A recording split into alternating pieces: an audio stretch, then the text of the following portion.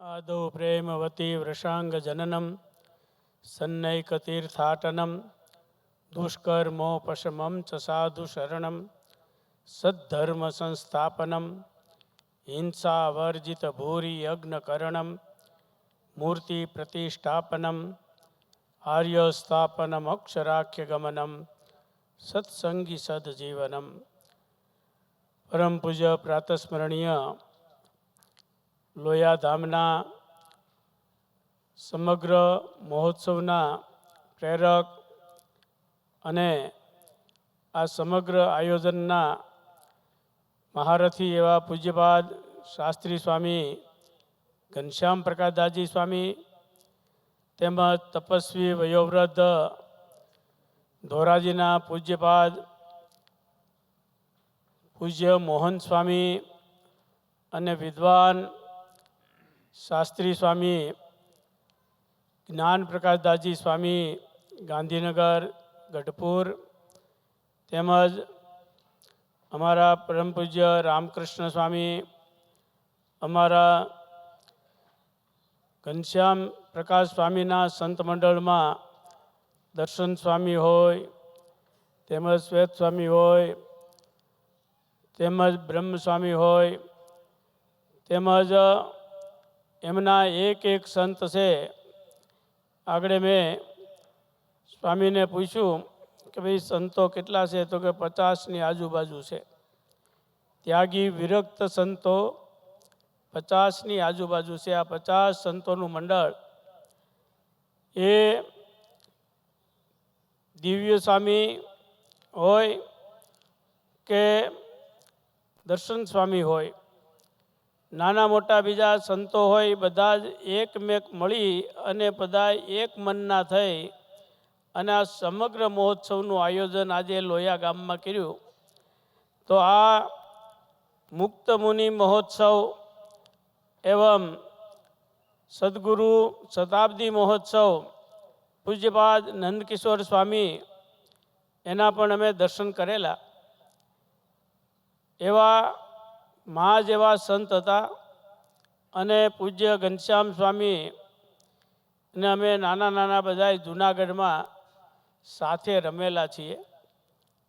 આ ઘનશ્યામ સ્વામીની એ વખતે જ અમે શક્તિ એની માપી હતી. સ્વામી આ મોટા મોટા મહોત્સવ કરશે, મોટા મંદિરો બાંધશે, મોટી સંસ્થાઓ કરશે.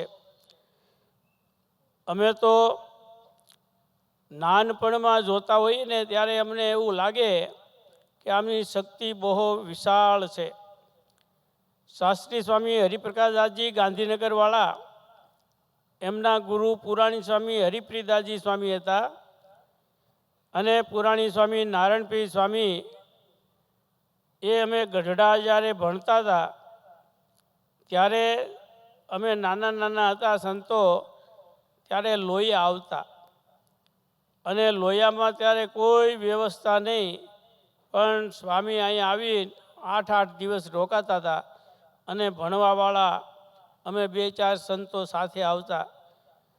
એ પૂજ્ય પુરાણી સ્વામીની ધગશ, એની નિષ્ઠા, ભગવાન પ્રત્યે દ્રઢતા અને સાથે સાથે જે વિદ્યાર્થી હોય એને સવારમાં 4 વાગ્યે ઉઠાડી અને પુસ્તક આપીને કહી કે આ દિવાલ સામું જોઈ અને કંઠસ્થ કરવાનું ચાલુ કરો. આ સ્વામીની નીતિ હતી, દ્રઢતા હતી.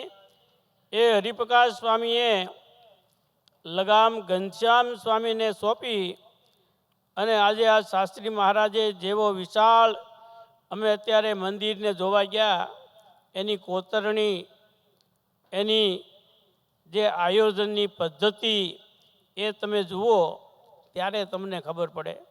આજે આ સભાને જોઈને જ એવું લાગે કે ઘનશ્યામ સ્વામીએ સંપ્રદાયની અંદર જે દ્રઢતા, નિષ્ઠા અને ભગવાનને પ્રત્યે સમર્પિત ભાવ જે છે એ આ હરિભક્તોને જોઈને અમને તાદ્રશ્ય થાય છે.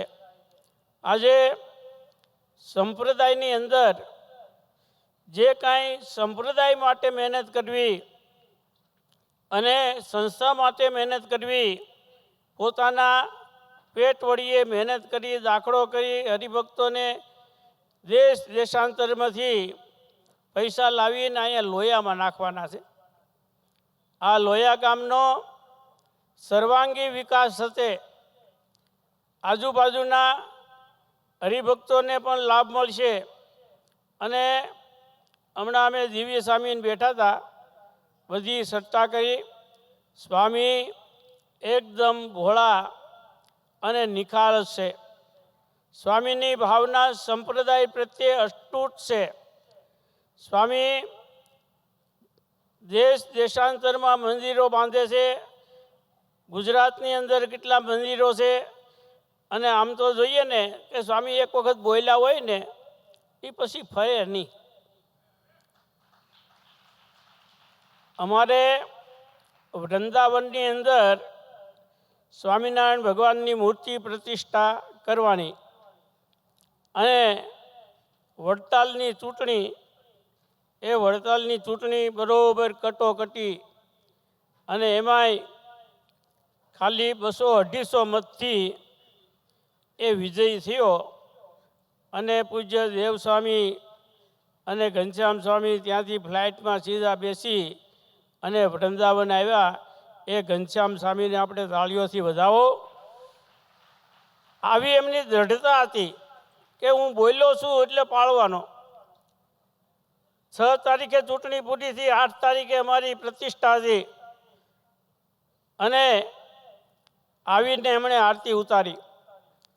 તો એક દૃઢતા છે કે ભાઈ હું બોલ્યો છું તો એ મારે કરવું. તો આજે ઘનશ્યામ સ્વામી એમના સંત મંડળને હું ખૂબ ખૂબ અભિનંદન, ધન્યવાદ આપું છું. તમે હરિભક્તો પણ સ્વામીના જે આયોજન છે, જે એમણે પદ્ધતિથી તમને બધાને જોડ્યા છે, એમાં બધાય વળગી રહેજો. સ્વામી સંપ્રદાય માટે અને સ્વામિનારાયણ ભગવાન માટે, અને મુક્તાનંદ સ્વામી એના આદિ ગુરુ છે. મુક્તાનંદ સ્વામીનું ગામ જન્મભૂમિ અમરાપર છે. તો એ અમરાપરનું પણ સ્વામી તમારે ધ્યાન રાખવાનું છે. અમારા અક્ષર સ્વામી, અમારા ગુરુભાઈ ત્યાં અમરાપરમાં છે. એ ભોળો બાબો છે એટલે એ કંઈ લાંબુ કરીએ કે એવું લાગતું નથી.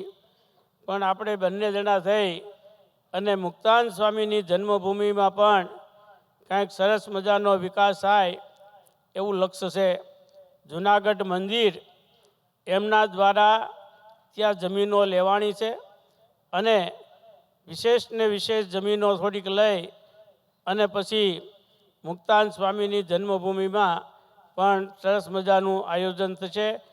અમારા પૂજ્યપાદ ઘનશ્યામ સ્વામી એક એવું મંડળ છે મુક્તાનંદ સ્વામીનું કે જે મુક્તાનંદ સ્વામીના સર્વાંગી વિકાસ માટે રાત્રિ દિવસ લાગ્યા રહે છે. તો એવા ઘનશ્યામ સ્વામી એમના સમસ્ત મંડળને ખૂબ ખૂબ અભિનંદન આપી અને મારી વાણીને વિરામ કરું છું. અસ્તુ, ધન્યવાદ બધાને અમારા દાદાથી. જય સ્વામિનારાયણ, જય સ્વામિનારાયણ.